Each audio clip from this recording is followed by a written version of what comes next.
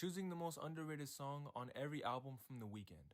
Starting off with House of Balloons, I think the most underrated song off of this debut project of his would have to be Loft Music, but there's so many other underrated songs off of here.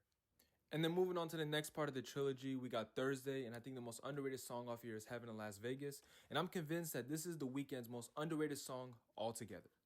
And then the last part of the trilogy, we got Echoes of Silence, and I think the most underrated song off of here has to be The Fall, because I definitely think it is the least talked about out of every other song on here.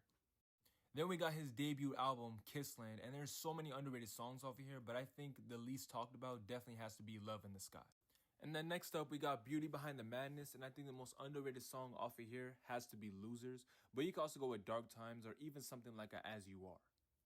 Moving on, we got my favorite album from The Weeknd, Starboy, and I think the most underrated song off of here has to be Attention. I do not hear the song get talked about at all whatsoever.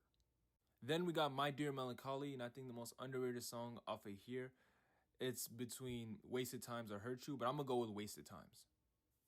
And then next up, we got After Hours, and I think the most underrated song off of this album, I personally would go with Until I Bleed Out.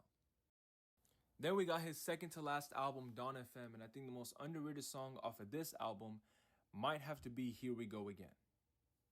And then last but not least, we got Hurry Up Tomorrow from The Weeknd, and I know this album just came out a few months ago, but I think the most underrated song off of here has to be Big Sleep. But let me know what you guys think is the most underrated song on every project from The Weeknd. Let me know in the comment section.